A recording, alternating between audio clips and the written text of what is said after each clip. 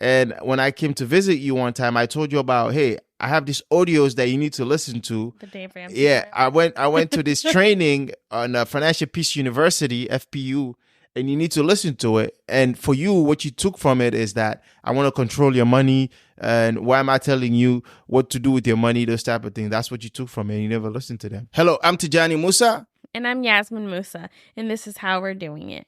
Welcome to How We're Doing It. Here we'll share stories about our journey and experiences of being first-generation college graduates, our family, buying our first home, moving across the country, and living a debt-free lifestyle. We do so in an authentic, fun, and educational way to help other first-generation immigrants with similar paths. So, Yasmin, what we got today? We are going to talk about marriage. Hey, that's a solid topic. That's a huge one right there. What you got for me? What do you want people to know about our marriage? Oh, God. We were young. We were young and in love. What is that thing? Young, wild, and free? Or when we got married, we weren't not free no more? I mean, I guess you weren't free anymore. We was young. I would say we're young and in love. Okay. I like that. If you want to add something else, that's you.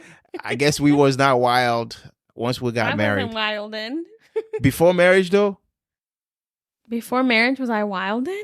I mean, before you probably, but before marriage? Okay, we'll leave that for another episode. All right, let's talk about this marriage lifestyle. So, wait, I want to start with the question. How old were we when we got married? How 2019. Old? So how old were we? I want to say we got engaged around 26. I got to do math. Yeah, and then, we got married around 25, 26. I mean, we got engaged around 25, 26. And then... we got engaged in 2018. Yeah, so... and I was 25. Yeah, 25. And then 2 years after that... What are you saying? We got married 6 months after we got engaged. Oh, it's the same. Yeah. Okay. So I'm thinking about the baby. You're crazy. Yeah, I am. I'm losing it. We got married when I was 26. Yeah. So do you think we were young? 26. Yeah, I think so. Nowadays, if you compare back in the day, that's old. But nowadays, given a lot of people don't want to get married until they're like in their 30s and then maybe going to like their late 30s because they focus more on career and all that kind of thing. Yes, we were young. But if you compare back to like our parents' days, we were old. I know culturally I was like ancient by the time we got married. Yeah. Would you say the same thing for you? Absolutely. In Sierra Leone, at 25, 26, I should have at least 6 kids. Wow. Yeah. So I was definitely a grandpa in that context. For sure. That was definitely not the woman for you. Yeah, I'm telling you. I do think at the time we were like the first ones in our friend group to get married. Absolutely. We were the first one to get engaged. Yes. Absolutely. And we were the first one to even think about marriage. We were the first ones to get married, bro. Yeah. Yep, we were the first one to get married, and so that comes with a lot of challenges because it's like in some ways it reminds me of being like a first generation person, being the first in your family to do something like what our life story is. Because if you were the first one to get married in your friends group, it means that there's no one that you can ask for advice from, and there's no one that you can emulate or copy or role model, so other than your parents, because you're the first in your friends group. So it comes with its own challenges, and then also you become like the expert amongst your friends. So true. I will say we found like couples that had gotten engaged around the same time as us, right? Like Guy and Lauren, yeah, and then Sarah and Alan. Yeah, that's true. And we have a cool relationship because we just kind of get together randomly. Yes. Random times. Over text messages. Yeah. But I think it's cool relationships because our marriages, we all got engaged around the same time and then all got married around the same time. Right. And then our daughters are all about the same ages. Yeah. And so we've kind of had this group of friends. All three of us have daughters. That's crazy. Yeah. You three are ultimate girl dads. Yeah. It's great. That's crazy. I just remember that. Yeah. But it's good to, find others that are in the same season of life as you. That's Even very if they're important. not your immediate friends, because your immediate friends might not be there yet. It's okay to branch out and find another couple that's in the same stage as you are. It's a very, very, very important. Yeah. It's a very, very important. If we can reiterate that point, yeah, that's important. Another thing I think is really important is premarital counseling. That's double important. Yeah, it saves a lot of troubles. So tell me about it.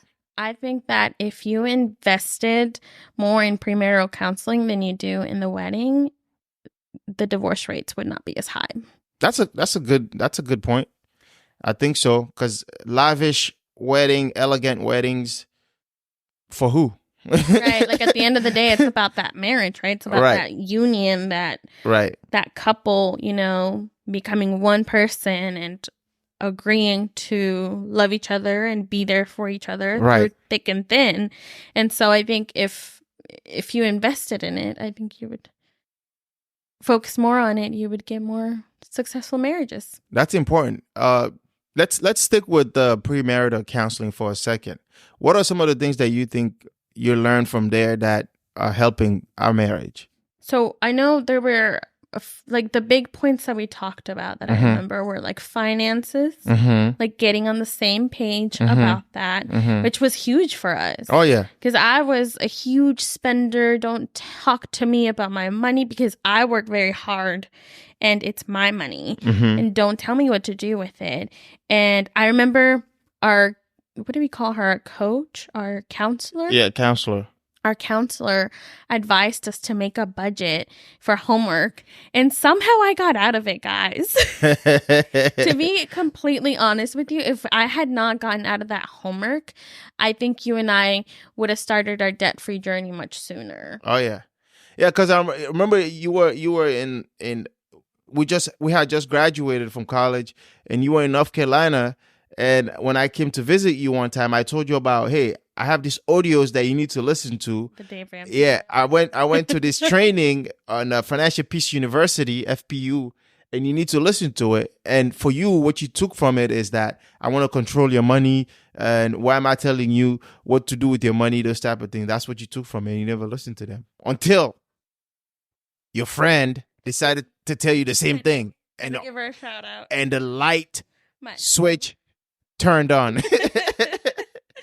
The same information, the same person, but different person. But it makes a difference when you're hearing it from someone else. And I think hearing it from our counselor too, because she talked about the importance and getting on the same page and guided us through how we could set a budget and do all the things, right, that as a married couple you should do. And I think that was one of the biggest things that really got me on board with getting out of debt eventually. Yeah. It didn't happen right away, but it did happen. Yeah, everything's a process. Within our first year of marriage, yeah. Yeah. Then the other thing we talked about is children. Remember when we met, you were like, I want like 8 kids. 11. Oh. For a soccer team. Yeah, I'm not the right woman for you. Huh, yeah. I did a lot of negotiating and compromise. And I always said, I was like, I want 2. Yeah. I just want 2 because my parents had 2 kids and I want 2 kids. Yeah. That's it. There was no if, and, or but. Right. And then you came in and I was like, well, maybe I consider more than 2 because you want 11. Yeah. But these were things that were important. Like we talked about them. Yeah. And then like it wasn't just about like the number of kids. Like I remember we talked about how are we going to raise the kids? Yeah. Yeah. It's important. Yeah. That especially that is important. How are we going to raise the kids and then basically couple that with how our parents, the way the conversation started was that we had to share what are some of the things that we remembered growing up from our parents, how they raised us, the things that we struggled with, the things that we had available to us, the resources or the lack thereof. And so when we had all those conversations and we did like an assessment and then we came and discussed all those results, how we were raised, some of those family or generational traumas that we went through as children. And so we started talking to each other and then also to the counselor about how do we want to take all these experiences that we got from our parents, utilize some of the positive experiences from our parents in our own marriage towards our own kids. Yeah, how to improve on it, how Right. to make sure we don't pass the trauma on to our kids. Yep. And I think it was just a lot of self-reflection, but Yeah. also like Yeah. understanding each other better and Right. almost like why are you the way you are as an Mhm. adult Mhm. based on your childhood. Right. Premarital counseling is very important, especially if you find a good counselor. That's really important. Yeah. I've heard, so throughout the years, I've always recommended it to anybody that's brought Right. it up. Right. But I think in certain, like if you're marrying in certain religions, sometimes they force it. Mhm. Like I know, I want to say it's like either Christian or Catholic, like they force you to take premarital counseling. Yeah. And sometimes it's very hard for the couple because they don't want to. Right. Right. But for us, it was something that we seeked. Yeah. And we went into it with the mentality of this is a great foundation for our marriage. Yeah. And I don't even know how it came about. We just it wasn't anything really. It was offered to us. Right. Pastor Oh. Brandon. Oh, yeah, who yeah. Right. was your friend. my friend. Yeah. Yeah. Oh yeah. Yeah. Who is Pastor your Brandon. friend? Yeah. He he knew we had gone engaged and he recommended it. Yeah. And I think it was because, he was married, had children, like it was successful for Right, him. And so right. he shared it with us.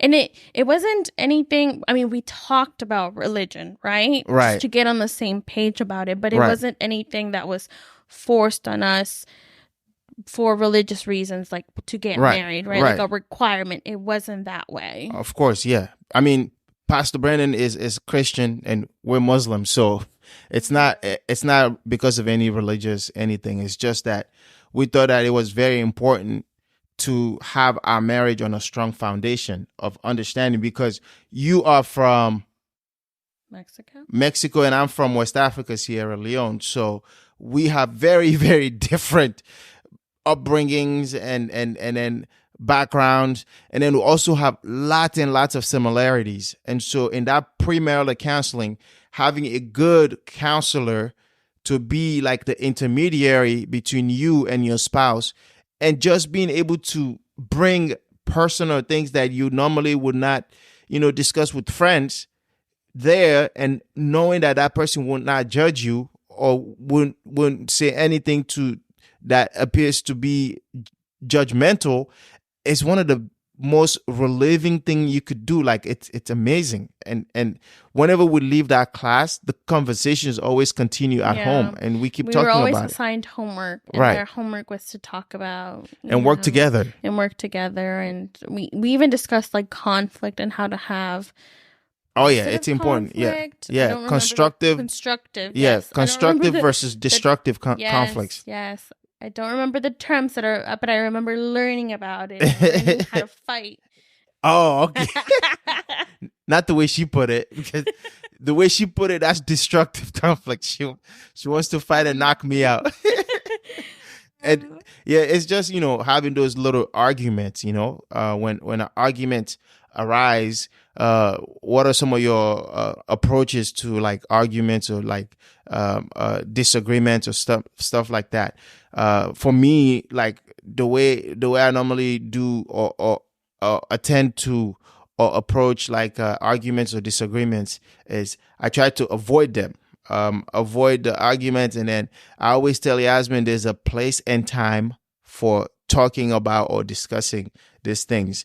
And when an argument is in place, that is not the place, from my own point of view, to try to do a resolution, because at that point she's hot, I'm hot, and nothing good comes to any of it. If she's hot and I'm hot, we're not going to get into any solution, because she strongly believes what she believes and I strongly believe my position.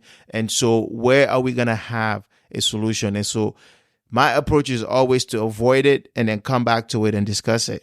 But that's not my approach, because my Right. approach is almost like hurtful, like Right.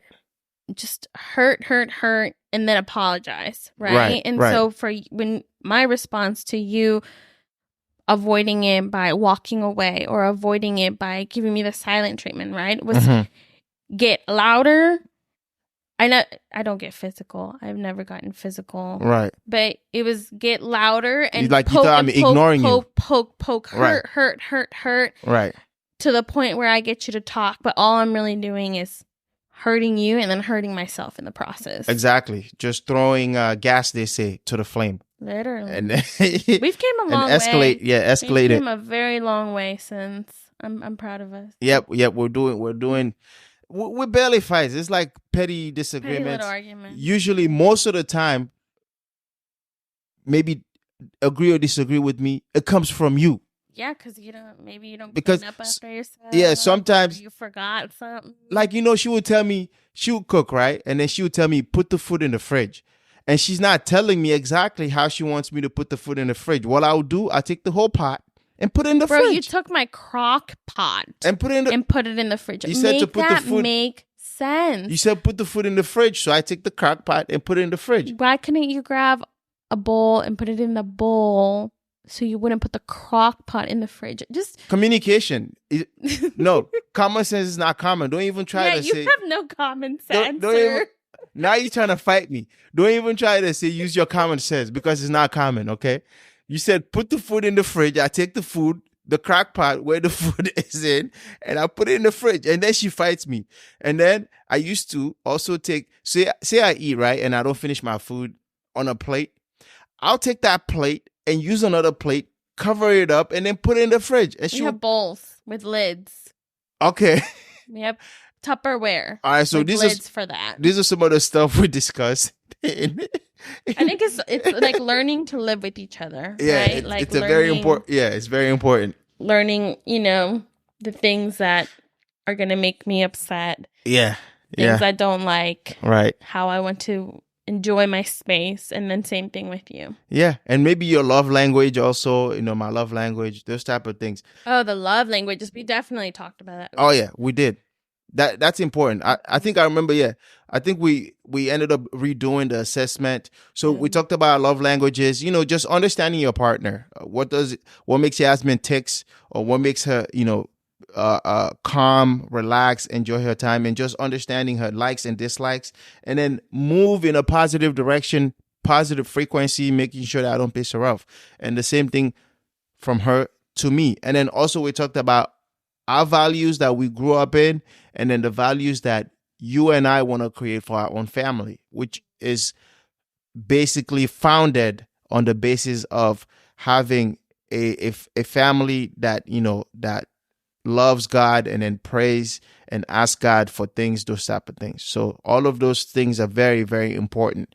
Like what type of family we want to create and what type of family we want to raise. Yeah. All very important, and all things we are currently still going through. Yep. We're currently still learning. Yep. Learning about those things. Right now, we did the premarital counseling, which is very, very important.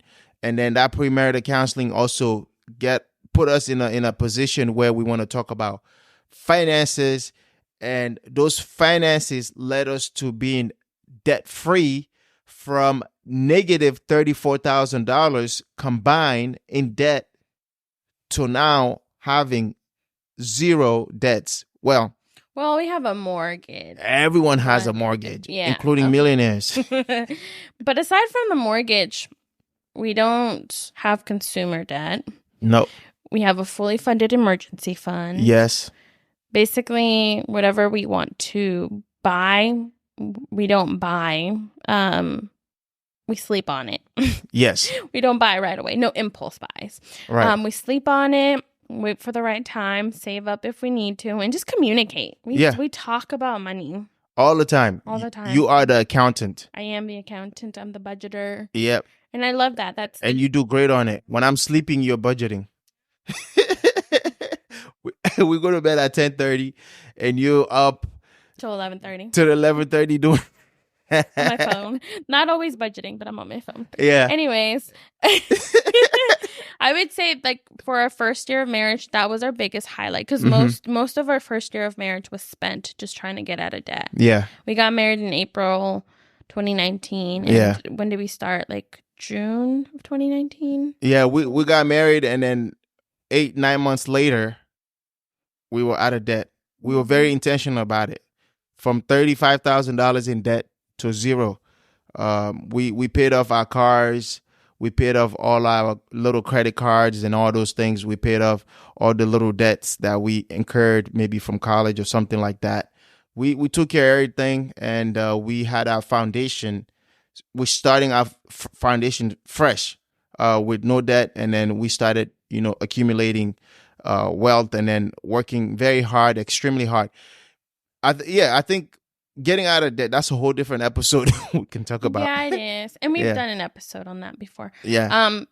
I think it was just like a big highlight because it taught us to really work together and to have a long-term goal, right? Like we Very knew important. it wasn't something that was going to happen immediately. We knew we needed to buckle down and get to work and make as much money as we could to get out of debt. And that's what drove us. And it was great for our relationship to accomplish that within the first year. Because after that, we're like, oh, we can get through anything. Yeah. We'll be just fine. Yep. Absolutely.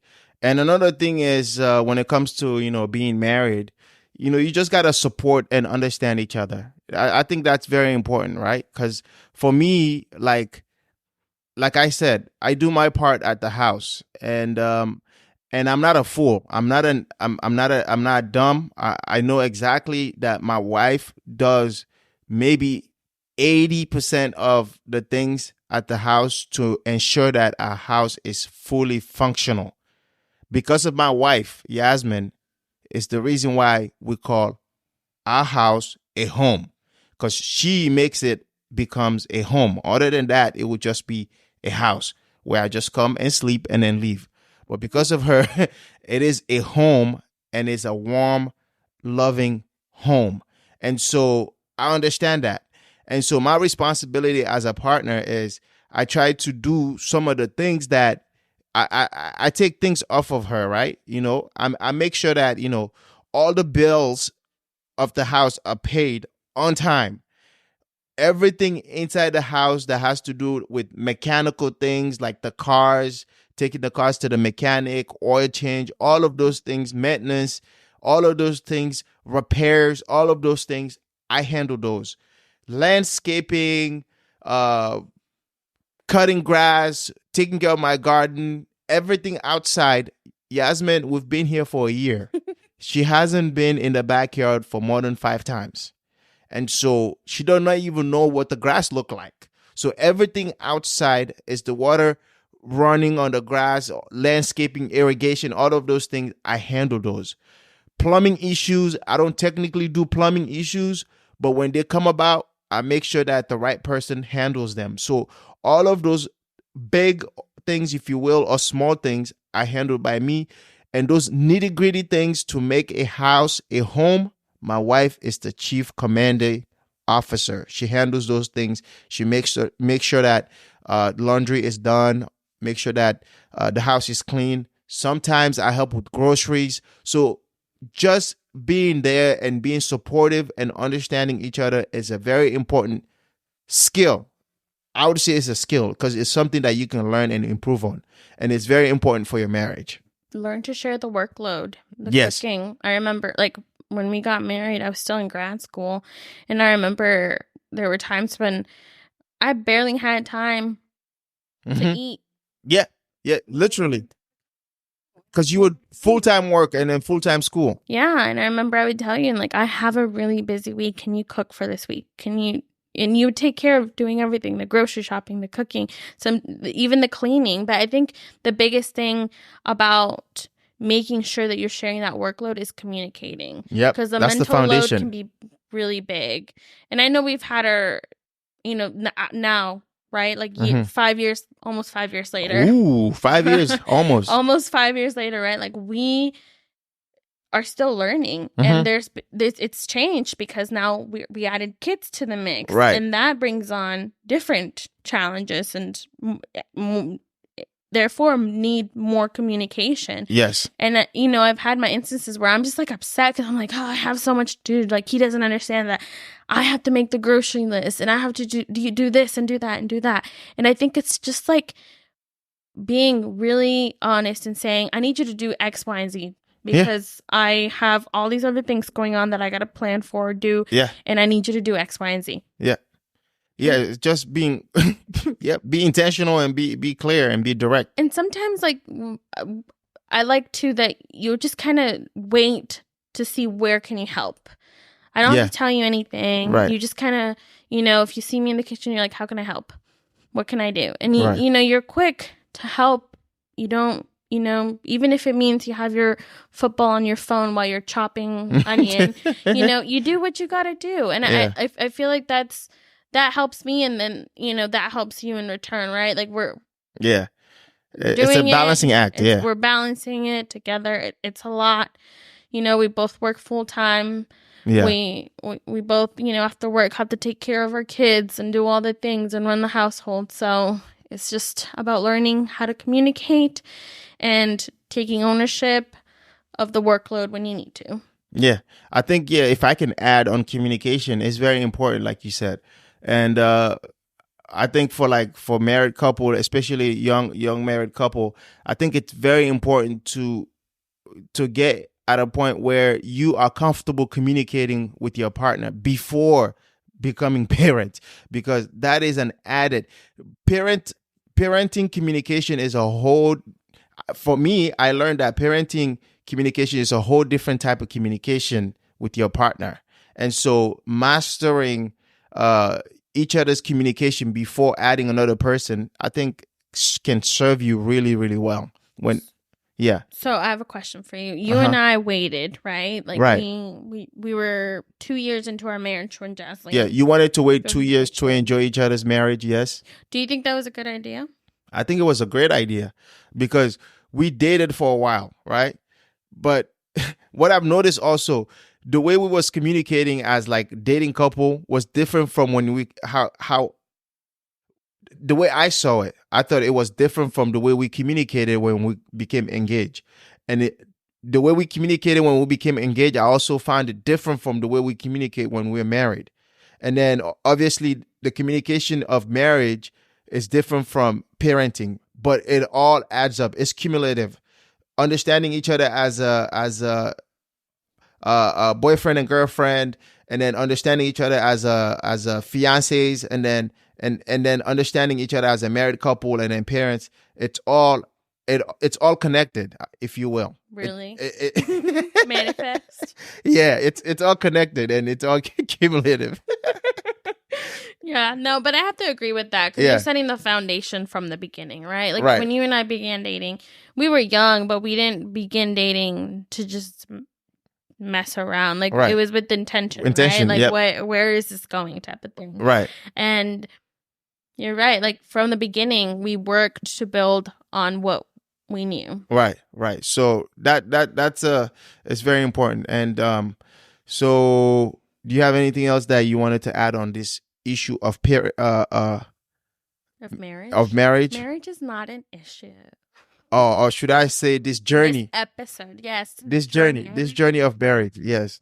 I think we have a lot of highlights. Like I wrote a couple down. Like our first year highlight was getting out of debt. Our second year was expecting a baby. Okay. Our third year was Jasleen. Okay. We're on our fourth year right now. What do you think our highlight is? Our fourth year, we're still married.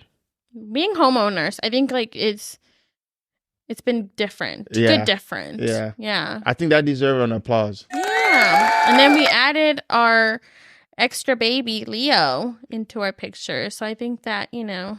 Oh, yeah. So those are great highlights. And Leo is awesome. He's teaching me a lot. I'm sure he's teaching you a lot too.